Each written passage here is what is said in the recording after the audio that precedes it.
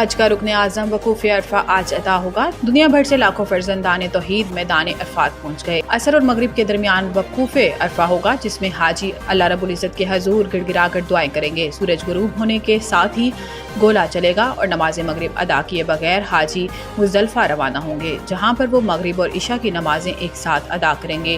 رات کھلے آسمان تلے گزارنے کے بعد حاجی نماز فجر ادا کریں گے اور طلوع آفتاب کے ساتھ ہی منا میں اپنے خیموں کی طرف لوٹ جائیں گے۔ رمی جمعرات کریں گے، بڑے شیطان کو 7 کنکریاں ماریں گے، قربانی کریں گے۔ حجاج کرام حلق کرانے کے بعد احرام کھول دیں گے اور عام لباس سے بے تن کر لیں گے۔ 11 ذی الحج کو حجاج کرام تینوں شیطانوں، چھوٹے، درمیانے اور بڑے شیطان کو 7 کنکریاں ماریں گے۔ رمی جمعرات کے بعد حجاج کرام طواف زیارت کے لیے خانہ کعبہ جائیں گے۔ 12 ذی الحج کو زوال آفتاب کے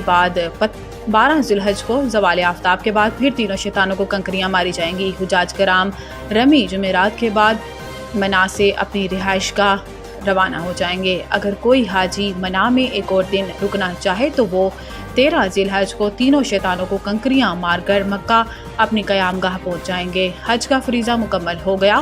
کچھ حاجی طواف الوداع کر کے اپنے وطن اور کچھ روزہ رسول صلی اللہ علیہ وسلم حاضری کے لیے مدینہ منورہ چلے جائیں گے۔ سلامتی کونسل میں غزہ جنگ بندی قرارداد ویٹو ہونے سے بہت خطرناک پیغام جائے گا۔ پاکستان کے مستقل مندوب عاصم افتخار نے سلامتی کونسل میں خطاب کرتے ہوئے کہا کہ غزہ میں 54,000 سے زائد فلسطینی شہید ہو چکے ہیں، جن میں خواتین اور بچے بھی بڑی تعداد میں شامل ہیں۔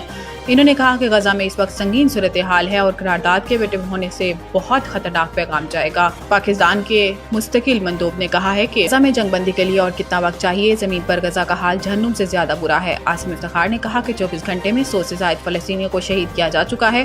اسرائیل غزہ میں جنگی جرائم اور نسل کشی کا مرتکب ہو رہا ہے۔ پاکستان کے مندوب عاصم افتخار نے مزید کہا کہ خوراک کے لیے غزہ میں شہریوں کا قتل ہو رہا ہے۔ غزہ میں قتل عام بند ہونا چاہیے۔ شہریوں کو جینے کا حق ہے۔ پاکستان فلسطین کی سیاسی اور سفارتی حمایت جاری رکھے گا۔ جنگ میں بھارت کا تماشا دنیا نے دیکھا، رافیل ایسے گرے جیسے چڑیا گرتی ہے۔ اقوام متحدہ کے دورے پر گئے پاکستانی وفد میں شامل وزیر موسمیاتی تبدیلی مصدق ملک نے گفتگو کرتے ہوئے کہا کہ جنگ میں بھارتی رافیل ایسے گر رہے تھے جیسے چڑیا گرتی ہے۔ انہوں نے کہا کہ روایتی جنگ میں بھارت نے ایسی مار کھائی کہ دنیا نے تماشا دیکھا۔ بھارت نے پاکستان پر حملہ کر کے دنیا میں اپنی سبکی کرائی۔ پہلگام واقعے کے بعد ہم نے غیر جانبدارانہ تحقیقات کا کہا، جس پر بھارت نے کہا کہ جنگ کریں گے۔ وفاقی وزیر کا کہنا تھا کہ بھارت کو ہمارے پائلٹس اور ہماری ٹیکنالوجی نے مارا ہے۔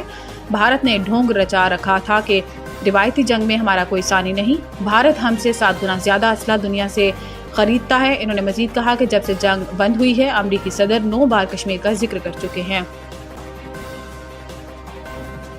پاکستان کی جانب سے بھارتی طیارے گرانے کے بعد انڈونیشیا کا چین سے J-10 طیارے خریدنے پر غور۔ غیر ملکی خبر رساں ایجنسی کے مطابق انڈونیشیا کے نائب وزیر دفاع ڈونی ایرموان نے کہا ہے کہ چین سے J-10 طیاروں کی خریداری کا جائزہ لے رہے ہیں۔ انہوں نے کہا کہ پاکستان کی جانب سے J-10 طیارے سے بھارتی طیارے مار گرانے کو مد نظر رکھیں گے۔ نائب وزیر دفاع انڈونیشیا کے مطابق ہماری چین کے ساتھ بات چیت ہوئی ہے اور اس نے ہمیں صرف J-7 طیارے ہی نہیں بلکہ بحری جہاز، ہتھیار اور دیگر پیشکش بھی کی ہے۔